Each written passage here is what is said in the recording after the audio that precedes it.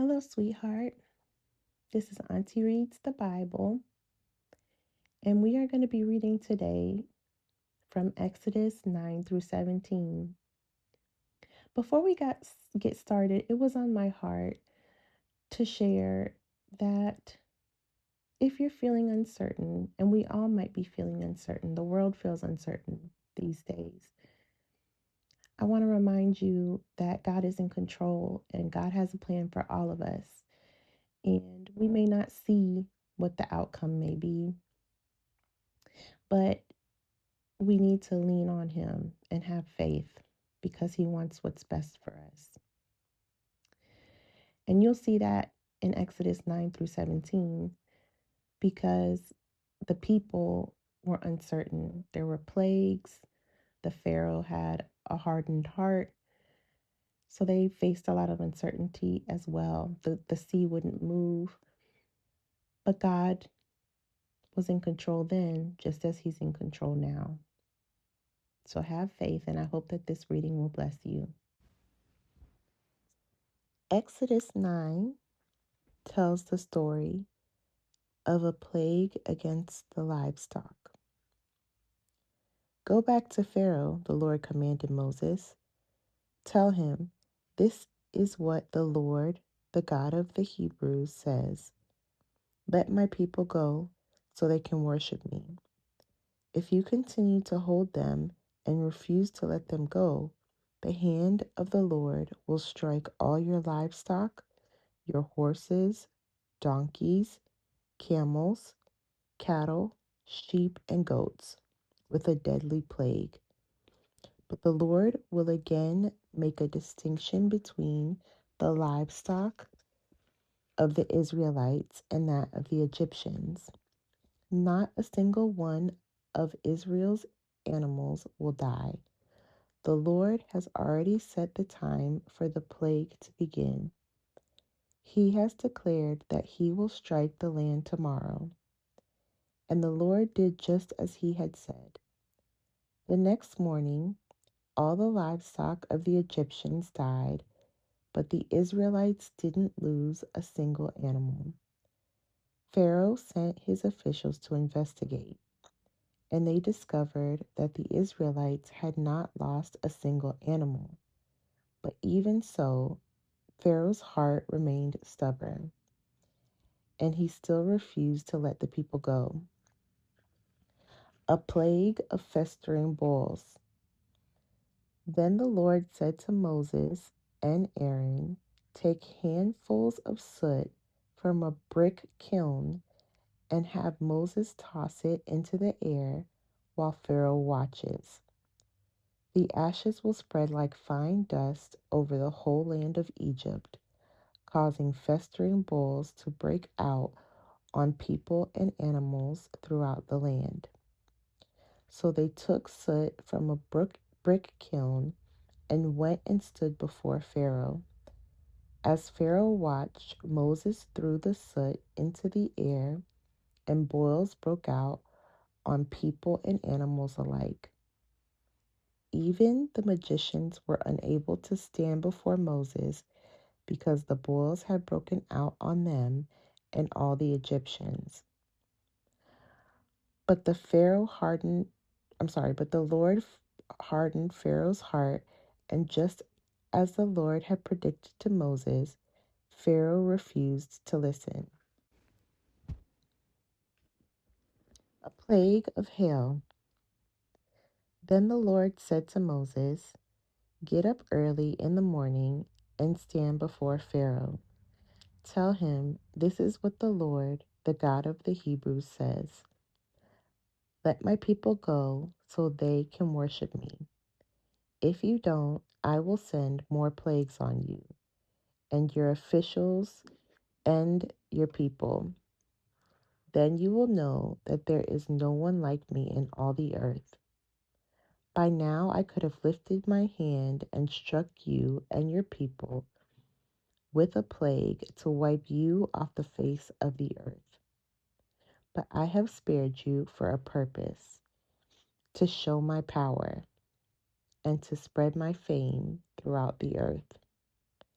But you still lord it over my people, and refuse to let them go. So tomorrow at this time I will send a hailstorm more devastating than any in all the history of Egypt. Quick, order your livestock and servants to come in from the fields to find shelter. Any person or animal left outside will die when the hail falls. Some of Pharaoh's officials were afraid because of what the Lord had said. They quickly brought their servants and livestock in from the fields. But those who paid no attention to the word of the Lord left theirs out in the open. Then the Lord said to Moses, "Lift your hand toward the sky so hail may fall on the people and the livestock and all the plants throughout the land of Egypt." So Moses lifted his staff toward the sky, and the Lord sent thunder and hail, and lightning flashed toward the earth. The Lord sent a tremendous hailstorm against all the land of Egypt. Never in all the history of Egypt had there been a storm like that, with such devastating hail and continuous lightning. It left all of Egypt in ruins. The hail struck down everything in the open field, people, animals, and plants alike. Even the trees were destroyed. The only place without hail was the region of Goshen, where the people of Israel lived. Then Pharaoh quickly summoned Moses and Aaron. "This time I have sinned," he confessed. "The Lord is the righteous one, and my people and I are wrong. Please beg the Lord to end the terrifying thunder and hail. We've had enough. I will let you go. You don't need to stay any longer." "All right," Moses replied. "As soon as I leave the city, I will lift my hands and pray to the Lord. Then the thunder and hail will stop, and you will know that the earth belongs to the Lord. But I know that you and your officials still do not fear the Lord God." All the flax and barley were ruined by hail because the barley had formed heads and the flax was budding. But the wheat and the emmer wheat were spared because they had not yet sprouted from the ground. So Moses left Pharaoh's court and went out of the city. When he lifted his hands to the Lord, the thunder and hail stopped, and the downpour ceased. But when Pharaoh saw that the rain, hail, and thunder had stopped, he and his officials sinned again, and Pharaoh again became stubborn. Because his heart was hard, Pharaoh refused to let the people leave, just as the Lord God had predicted through Moses. Exodus 10 tells about the plague of locusts. When the Lord said to Moses, "Return to Pharaoh and make your demands again. I have made him and his officials stubborn, so I can display my miraculous signs among them. I have also done it so you can tell your children and grandchildren about how I made a mockery of the Egyptians and about the signs I displayed among them. And so you will know that I am the Lord." So Moses and Aaron went to Pharaoh and said, "This is what the Lord, the God of the Hebrews, says. How long will you refuse to submit to me? Let my people go so they can worship me. If you refuse, watch out, for tomorrow I will bring a swarm of locusts on your country. They will cover the land so that you won't be able to see the ground.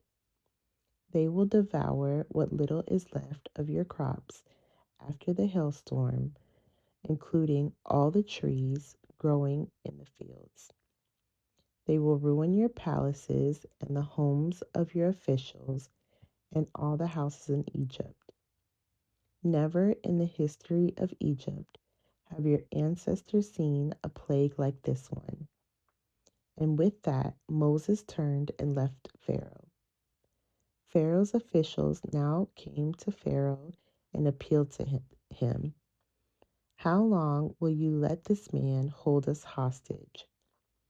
Let these men go to worship the Lord their God. Don't you realize that Egypt lies in ruins? So Moses and Aaron were brought back to Pharaoh. All right, he told them, go and worship the Lord your God. But who exactly will be going with you?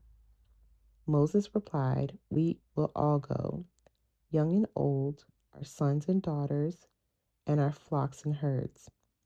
We must all join together in celebrating a festival to the Lord. Pharaoh retorted, the Lord will certainly need to be with you if I let you take your little ones. I can see through your evil plan. Never. Only the men may go and worship the Lord, since that is what you requested.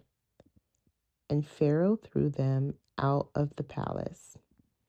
Then the Lord said to Moses, raise your hand over the land of Egypt to bring on the locusts. Let them cover the land and devour every plant that survived the hailstorm. So Moses raised his staff over Egypt, and the Lord caused an east wind to blow over the land all that day and through the night. When the morning arrived, the east wind had brought the locusts, and the locusts swarmed over the whole land of Egypt, settling in dense swarms from one end of the country to the other. It was the worst locust plague in the Egyptian history, and there has never been another one like it. For the locusts covered the whole country and darkened the land. They devoured every plant in the fields and all the fruit on the trees that had survived the hailstorm. Not a single leaf was left on the trees and plants throughout the land of Egypt. Pharaoh quickly summoned Moses and Aaron. I have sinned against the Lord, your God, and against you, he confessed. Forgive my sin just this once, and plead with the Lord your God to take away this death from me. So Moses left Pharaoh's court and pleaded with the Lord. The Lord responded by shifting the wind, and the strong west wind blew the locusts into the Red Sea. Not a single locust remained in all the land of Egypt, but the Lord hardened Pharaoh's heart again, so he refused to let the people go. A plague of darkness. Then the Lord said to Moses, lift your hand toward heaven, and the land of Egypt will be covered with a darkness so thick you can feel it. So Moses lifted his hand to the sky, and a deep darkness covered the entire land of Egypt for 3 days. During all that time, the people could not see each other, and no one moved, but there was a light as usual where the people of Israel lived. Finally, Pharaoh called for Moses. Go and worship the Lord, he said, but leave your flocks and herds here. You may even take your little ones with you. No, Moses said, you must provide us with animals for sacrifices and burnt offerings to the Lord our God. All our livestock must go with us too. Not a hoof can be left behind. We must choose our sacrifices for the Lord our God from among these animals, and we won't know how we are to worship the Lord until we get there. But the Lord hardened Pharaoh's heart once more, and he would not let them go. Get out of here, Pharaoh shouted at Moses. I'm warning you, never come back to see me again. The day you see my face, you will die. Very well, Moses replied. I will never see your face again. Exodus 11 tells about death for Egypt's firstborn. Then the Lord said to Moses, I will strike Pharaoh and the land of Egypt with one more blow. After that, Pharaoh will let you leave this country. In fact, he will be so eager to get rid of you that he will force you all to leave. Tell all the Israelite men and women to ask their Egyptian neighbors for articles of silver and gold. Now the Lord had caused the Egyptians to look favorably on the people of Israel. And Moses was considered a very great man in the land of Egypt, respected by Pharaoh's officials and the Egyptian people alike. Moses had announced to Pharaoh, "This is what the Lord says. At midnight tonight, I will pass through the heart of Egypt. All the firstborn sons will die in every family in Egypt, from the oldest son of Pharaoh who sits on his throne to the oldest son of the lowliest servant girl who grinds the flour. Even the firstborn of all the livestock will die. Then a loud wail will raise throughout the land of Egypt, a wail like no one has ever heard before or will ever hear again. But among the Israelites, it will be so peaceful that not even a dog will bark. Then you will know that the Lord makes a distinction between the Egyptians and the Israelites. All the officials of Egypt will run to me and fall to the ground before me. Please leave, they will beg. Hurry and take all your followers with you. Only then will I go." Then, burning with anger, Moses left Pharaoh. Now the Lord had told Moses earlier, "Pharaoh will not listen to you, but then I will do even more mighty miracles in the land of Egypt." Moses and Aaron performed these miracles in Pharaoh's presence, but the Lord hardened Pharaoh's heart, and he wouldn't let the Israelites leave the country. Exodus 12 tells about the first Passover. While the Israelites were still in the land of Egypt, the Lord gave the following instructions to Moses and Aaron. "From now on, this month will be the first month of the year for you. Announce to the whole community of Israel that on the 10th day of this month, each, each family must choose a lamb or a young goat for a sacrifice, one animal for each household. It is a family, if a family is too small to eat a whole animal, let them share with another family in the neighborhood.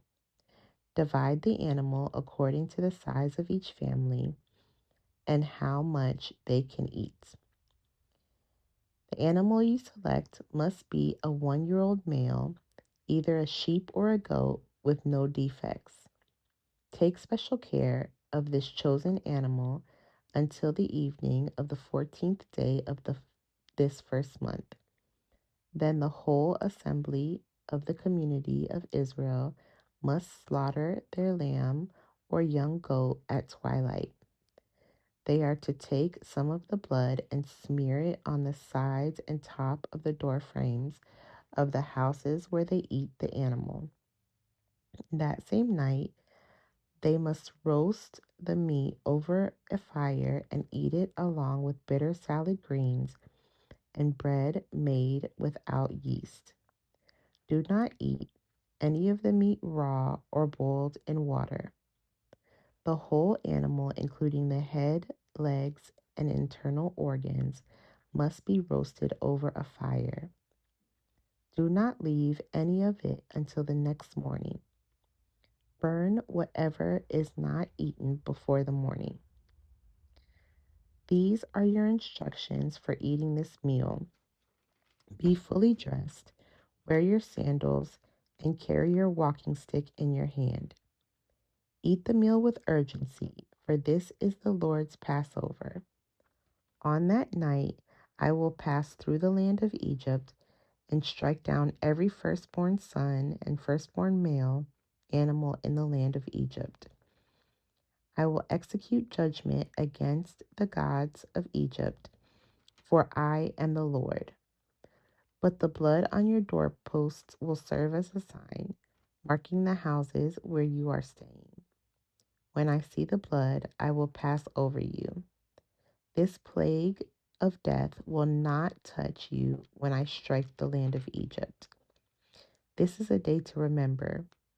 Each year, from generation to generation, you must celebrate it as a special festival to the Lord. This is a law for all time. For 7 days, the bread you eat must be made without yeast. On the first day of the festival, remove every trace of yeast from your homes. Anyone who eats bread made with yeast during the 7 days of the festival will be cut off from the community of Israel. On the first day of the festival and again on the 7th day, all the people must observe an official day for holy assembly. No work of any kind may be done on these days except in the preparation of food. Celebrate this festival of unleavened bread, for it will remind you that I brought your forces out of the land of Egypt on this very day. This festival will be a permanent law for you. Celebrate this day from generation to generation. The bread you eat must be made without yeast from the evening of the 14th day of the first month until the evening of the 21st day of that month. During those 7 days, there must be no trace of yeast in your homes. Anyone who eats anything made with yeast during this week will be cut off from the community of Israel. These regulations apply both to the foreigners living among you and to the native-born Israelites. During those days, you must not eat anything made with yeast. Wherever you live, eat only bread made without yeast. Then Moses called all the elders of Israel together and said to them, "Go pick out a lamb or young goat for each of your families and slaughter the Passover animal. Drain the blood into a basin. Then take a bundle of hyssop branches and dip it into the blood. Brush the hyssop across the top and sides of the door frames of your houses, and no one may go out through the door until morning. For the Lord will pass through the land to strike down the Egyptians. But when he sees the blood on the top and sides of the doorframe, the Lord will pass over your home. He will not permit his death angel to enter your houses and strike you down." Remember, these instructions are a permanent law that you and your descendants must observe forever. When you enter the land the Lord has promised to give you, you will continue to observe this ceremony.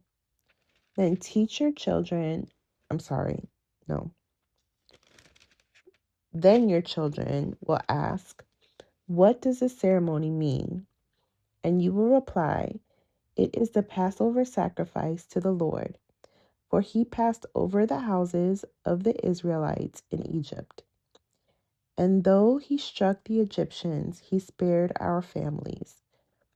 When Moses had finished speaking, all the people bowed down to the ground and worshipped. So the people of Israel did just as the Lord had commanded through Moses and Aaron. And that night at midnight, the Lord struck down all the firstborn sons in the land of Egypt, from the firstborn son of Pharaoh who sat on his throne to the firstborn son of the prisoner in the dungeon. Even the firstborn of their livestock were killed. Pharaoh and all his officials and all the people of Egypt woke up during the night, and loud wailing was heard throughout the land of Egypt. There was not a single house where someone had not died. Israel's exodus from Egypt. Pharaoh sent for Moses and Aaron during the night. "Get out," he ordered. "Leave my people and take the rest of the Israelites with you. Go and worship the Lord as you have requested. Take your flocks and herds as you said and be gone. Go, but bless me as you leave." All the Egyptians urged the people of Israel to get out of the land as quickly as possible, for they thought, "We will all die."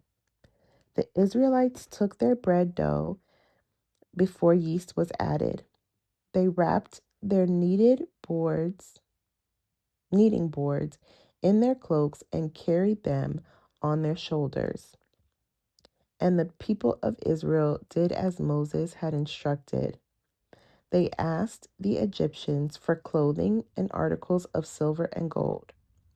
The Lord caused the Egyptians to look favorably on the Israelites, and they gave the Israelites whatever they asked for.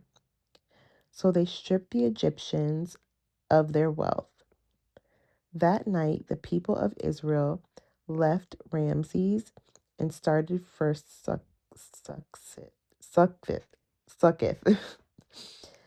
There were about 600,000 men, plus all the women and children. A rabble of non-Israelites went with them, along with great flocks and herds of livestock.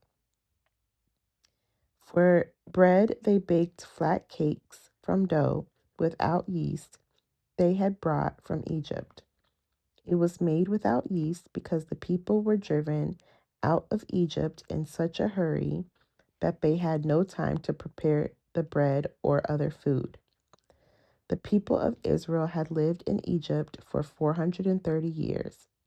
In fact, it was on the last day of the 430th year that all the Lord's forces left the land. On this night, the Lord kept his promise to bring his people out of the land of Egypt. So this night belongs to him, and it must be commemorated every year by all the Israelites from generation to generation. Instructions for the Passover. Then the Lord said to Moses and Aaron, "These are the instructions for the festival of Passover. No outsiders are allowed to eat the Passover meal, but any slave who has been purchased may eat it if he has been circumcised. Temporary residents and hired servants may not eat it. Each Passover lamb must be eaten in one house. Do not carry any of its meat outside, and do not break any of its bones." The whole community of Israel must celebrate this Passover festival. If there are foreigners living among you who want to celebrate the Lord's Passover, let all their males be circumcised. Only then may they celebrate the Passover with you, like any native-born Israelite. But no uncircumcised male may ever eat the Passover meal. This instruction applies to everyone, whether a native-born Israelite or a foreigner living among you. So all the people of Israel followed all the Lord's commands to Moses and Aaron. On that very day, the Lord brought the people of Israel out of the land of Egypt like an army. Exodus 13 talks about dedication of the firstborn. Then the Lord said to Moses, "Dedicate to me every firstborn among the Israelites. The first offspring to be born of both humans and animals belongs to me." So Moses said to the people, "This is a day to remember forever, the day you left Egypt, the place of your slavery. Today the Lord has brought you out by the power of his mighty hand. Remember, eat no food containing yeast. On this day, in early spring, in the month of Abib, you have been set free. You must celebrate this event In this month each year, after the Lord brings you into the land of Canaanites, Hittites, Amorites, Hivites, and Jebusites, he swore to your ancestors that he would give you this land, a land flowing with milk and honey. For 7 days, the bread you eat must be made without yeast. Then, on the seventh day, celebrate a feast to the Lord. Eat bread without yeast during those 7 days. In fact, there must be no yeast bread or any yeast at all found within the borders of your land during this time. On the seventh day, you must explain to your children, I am celebrating what the Lord did for me when I left Egypt. This annual festival will be a visible sign to you, like a mark branded on your hand or your forehead.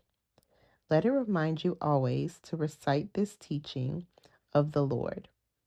With a strong hand, the Lord rescued you from Egypt. So observe this decree of this festival at the appointed time each year. This is what you must do when the Lord fulfills the promise he swore to you and to your ancestors, when he gave you the land where the Canaanites now live. You must present all the firstborn sons and firstborn male animals to the Lord, for they belong to him. A firstborn donkey may be bought back from the Lord by presenting a lamb or young goat in its place. But if you do not buy it back, you must break its neck. However, you must buy back every firstborn son. And in the future, your children will ask you, what does all this mean? Then you will tell them, with the power of his mighty hand, the Lord brought us out of Egypt, the place of our slavery. Pharaoh stubbornly refused to let us go, so the Lord killed all the firstborn males throughout the land of Egypt, both people and animals. That is why I now sacrifice all the firstborn males to the Lord, except that the firstborn sons are always bought back. This ceremony will be like a mark branded on your hand or your forehead. It is a reminder that the power of the Lord's mighty hand brought us out of Egypt. Israel's wilderness detour. When Pharaoh finally let the people go, God did not lead them along the main road that runs through the Philistine territory, even though that was the shortest route to the promised land.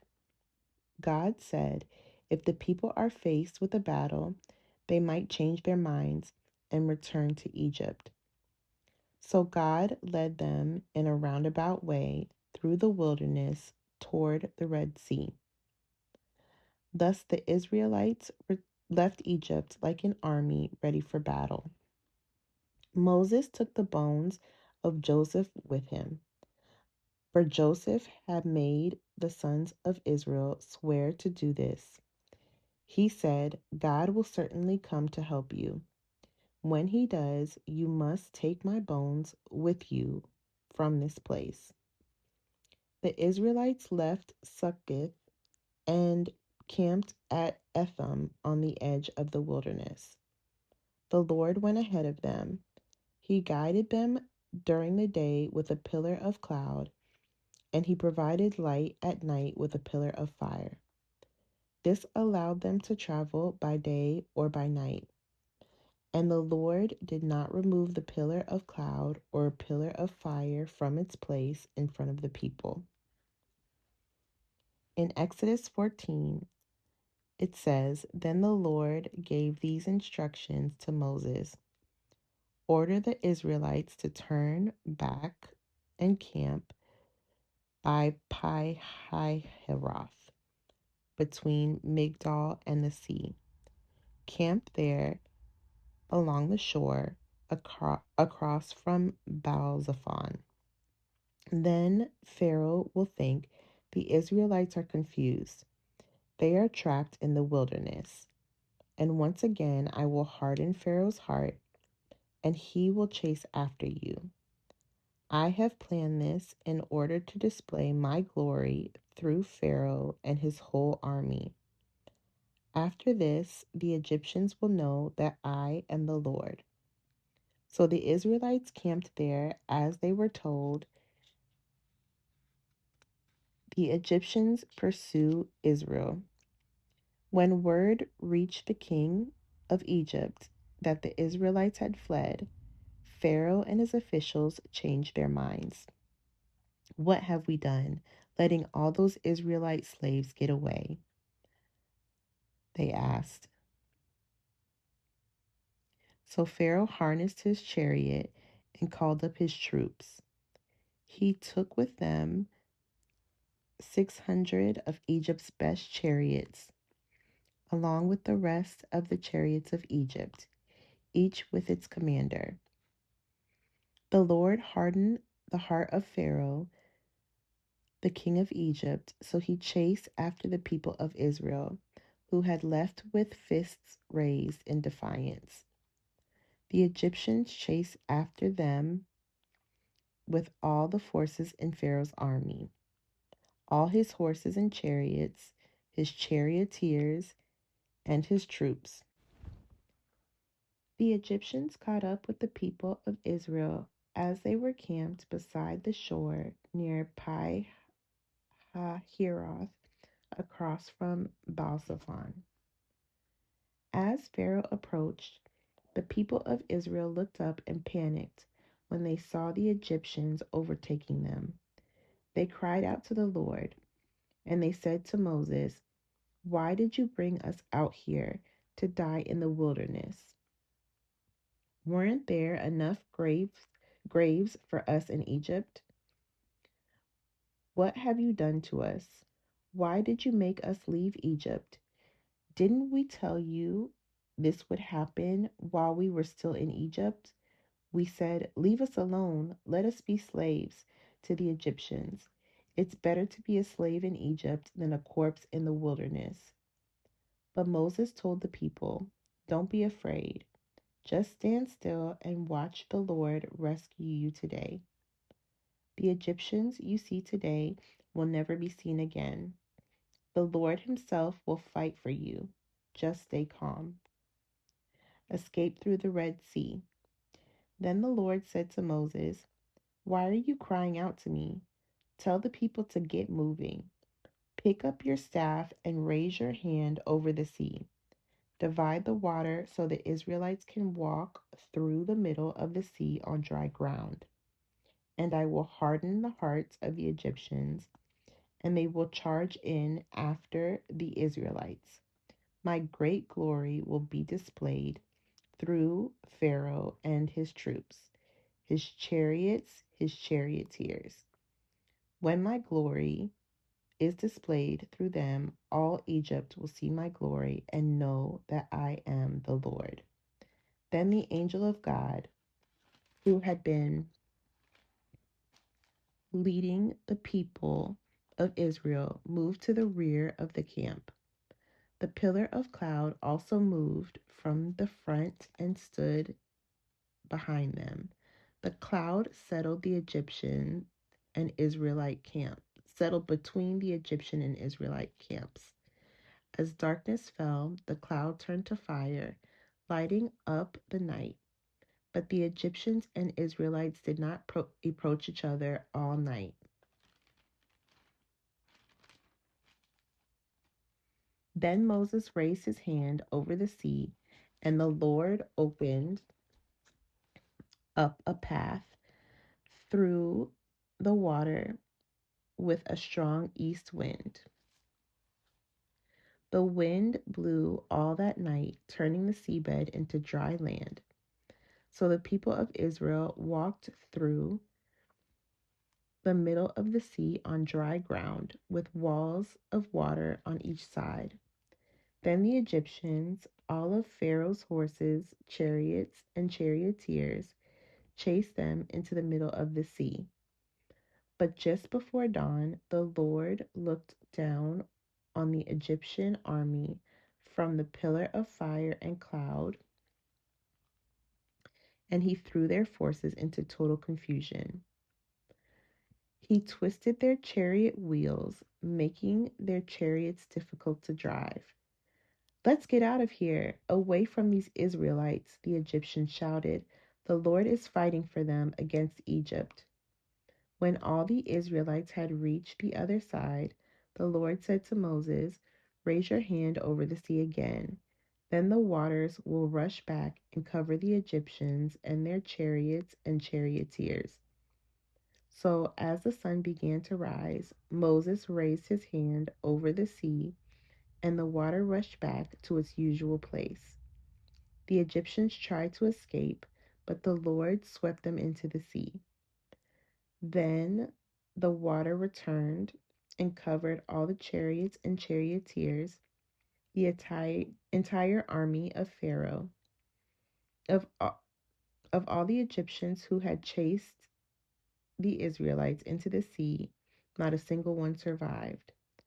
But the people of Israel had walked through the middle of the sea on dry ground, and the water stood up like a wall on both sides. That is how the Lord rescued Israel from the hand of the Egyptians that day. And the Israelites saw the bodies of the Egyptians washed up on the seashore. When the people of Israel saw the mighty power that the Lord had unleashed against the Egyptians, they were filled with awe before him.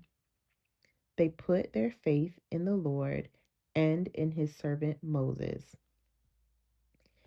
Exodus 15 tells about a song of deliverance. Then Moses and the people of Israel sang this song to the Lord. "I will sing to the Lord, for he has triumphed gloriously. He has hurled both horse and rider into the sea. The Lord is my strength and my song. He has given me victory. This is my God, and I will praise him, my father's God, and I will exalt him. The Lord is a warrior. Yahweh is his name. Pharaoh's chariots and army he has hurled into the sea. The finest of Pharaoh's officers are drowned in the Red Sea. The deep waters gushed over them. They sank to the bottom like a stone. Your right hand, O Lord, is glorious in power. Your right hand, O Lord, smashes the enemy. In the greatness of your majesty, you overthrow those who rise against you. You unleash your blazing fury. It consumes them like straw. At the blast of your breath, the waters piled up. The surging waters stood straight like a wall. In the heart of the sea, the deep waters became hard. The enemy boasted, "I will chase them and catch up with them. I will plunder them and consume them. I will flash my sword. My powerful hand will destroy them." But you blew your breath, and the sea covered them. They sank like lead in the mighty waters. Who is like you among the gods, O Lord? Glorious in holiness, awesome in splendor, performing great wonders. You raised your right hand, and the earth swallowed our enemies. With your unfailing love, you lead the people you have redeemed. In your might, you guide them to your sacred home. The peoples hear and tremble. Anguish grips those who live in Philistia. The leaders of Edom are terrified. The nobles of Moab are trembling. All who live in Canaan melt away. Terror and dread fall upon them. The power of your arm makes them lifeless as stone. Until your people pass by, O Lord, until the people you purchase pass by, you will bring them in and plant them on your own mountain, the place, O Lord, reserved for your own dwelling, the sanctuary, O Lord, that your hands have established. The Lord will reign forever and ever. When Pharaoh's horses, chariots, and charioteers rushed into the sea, the Lord brought the water crashing down on them. But the people of Israel had walked through the middle of the sea on dry ground. Then Miriam the prophet, Aaron's sister, took a tambourine and led all the women as they played their tambourine and danced. And Miriam sang this song: Sing to the Lord, for he has triumphed gloriously. He has hurled both horse and rider into the sea. Bitter water at Marah. Then Moses led the people of Israel away from the Red Sea, and they moved out into the desert of Shur. They traveled in this desert for 3 days without finding any water. When they came to the oasis of Marah, the water was too bitter to drink. So they called the place Marah, which means bitter. Then the people complained and turned against Moses. What are we going to drink? They demanded. So Moses cried out to the Lord for help, and the Lord showed him a piece of wood. Moses threw it into the water, and this made the water good to drink. It was there at Marah that the Lord set before them the following decree as a standard to test their faithfulness to him. He said, If you will listen carefully to the voice of the Lord your God and do what is right in his sight, obeying his commands and keeping all his decrees, then I will not make you suffer any of the diseases I sent on the Egyptians, for I am the Lord who heals you. After leaving Marah, the Israelites traveled on to the oasis of Elim, where they found 12 springs and 70 palm trees.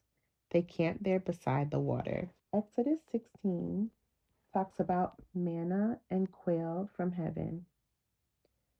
Then the whole community of Israel set out from Elim and journeyed into the wilderness of Sin between Elim and Mount Sinai. They arrived there on the 15th day of the second month, 1 month after leaving the land of Egypt.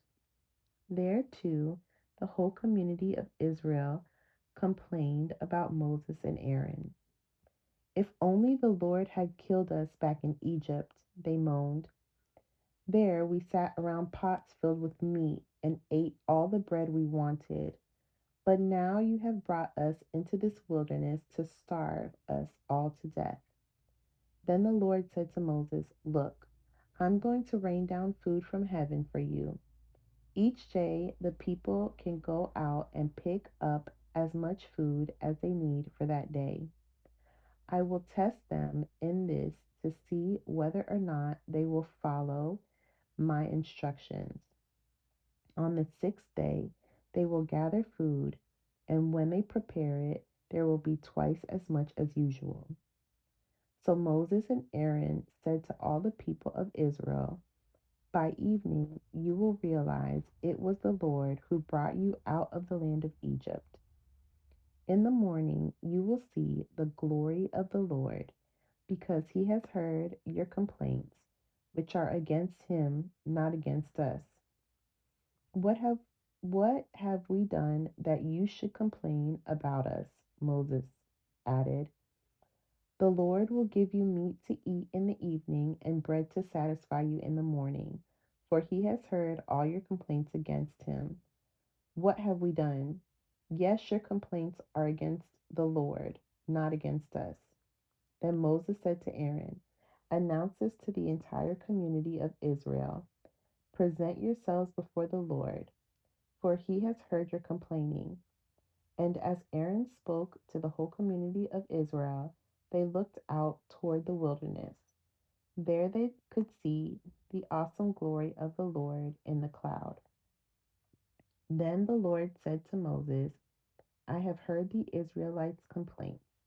Now tell them, in the evening you will have meat to eat, and in the morning you will have all the bread you want. Then you will know that I am the Lord your God. That evening, vast numbers of quail flew in and covered the camp. And the next morning, the area around the camp was wet with dew. When the dew evaporated, a flaky substance as fine as frost blanketed the ground. The Israelites were puzzled. When they saw it, "What is it?" they asked each other. They had no idea what it was. And Moses told them, "It is the food the Lord has given you to eat. These are the Lord's instructions. Each household should gather as much as it needs. Pick up 2 quarts for each person in your tent." So the people of Israel did as they were told. Some gathered a lot, some only a little. But when they measured it out, everyone had just enough. Those who gathered a lot had nothing left over, and those who gathered only a little had enough.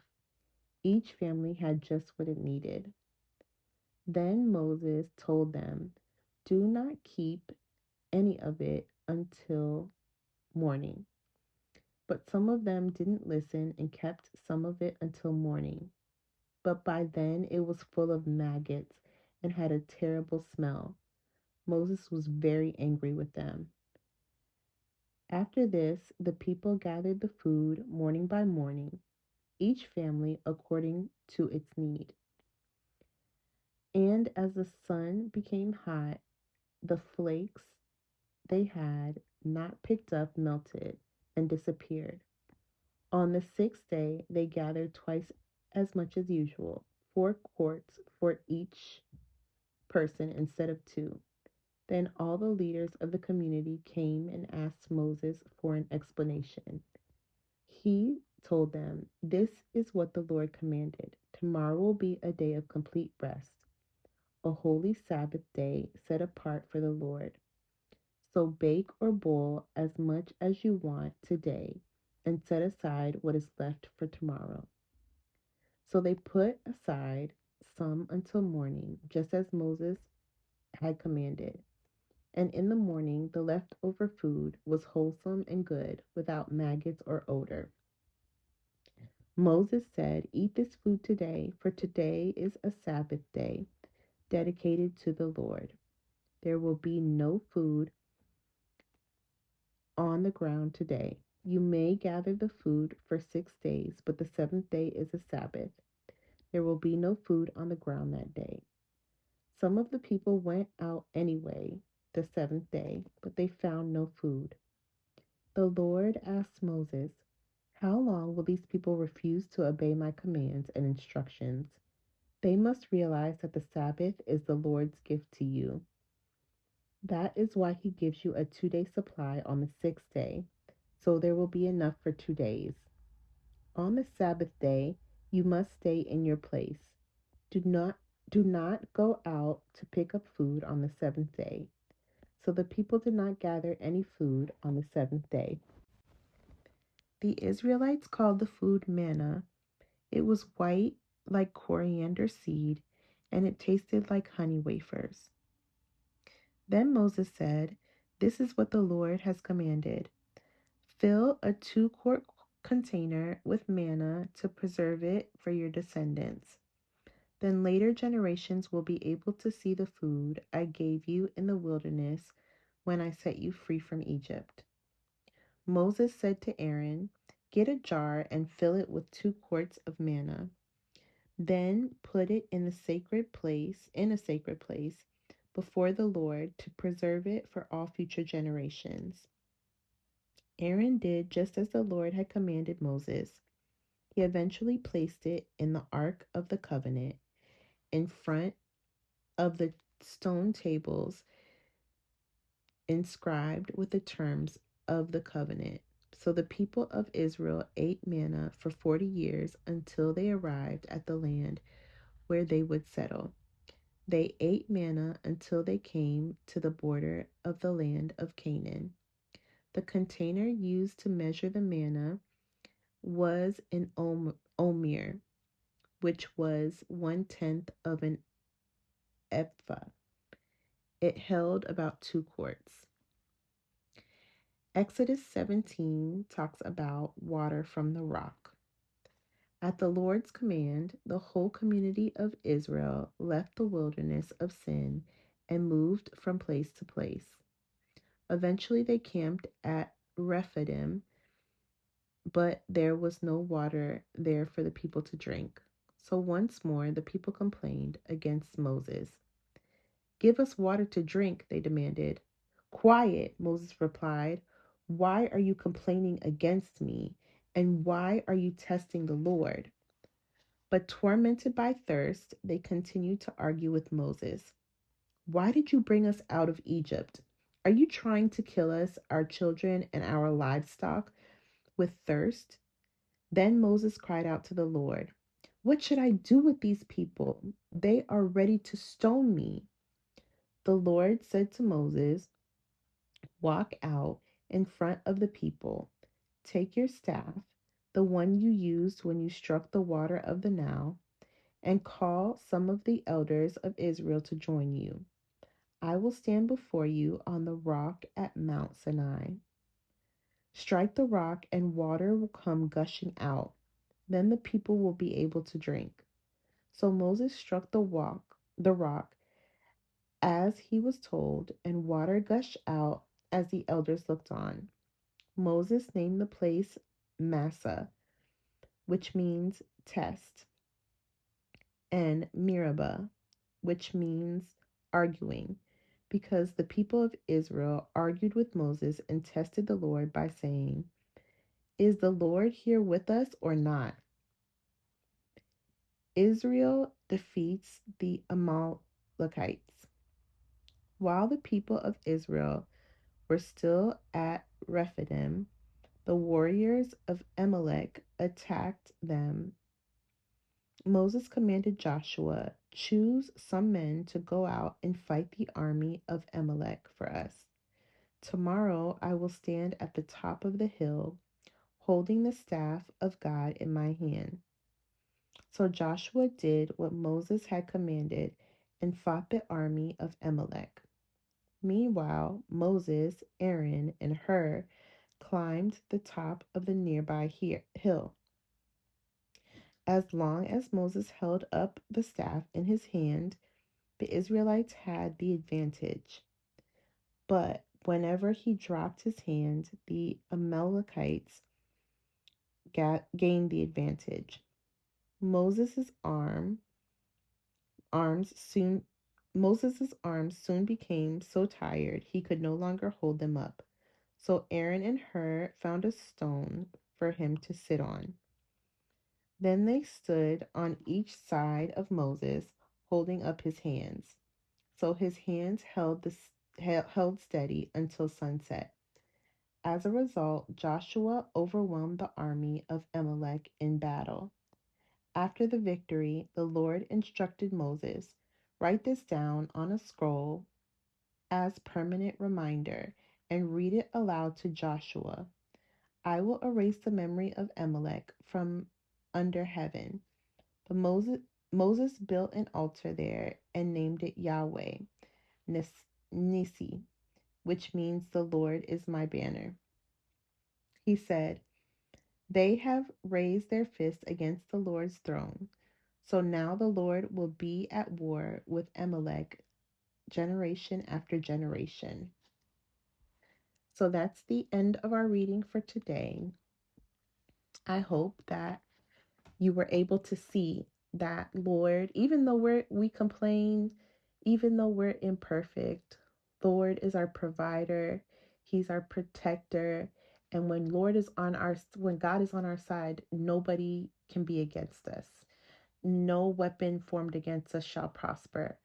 So I want you to be encouraged. If you feel uncertain, if you feel unsure, God is on your side. And remember, when God is on your side, no weapon formed against you shall prosper. I love you. I hope you have a beautiful day or night wherever you are. And I look forward to reading with you again.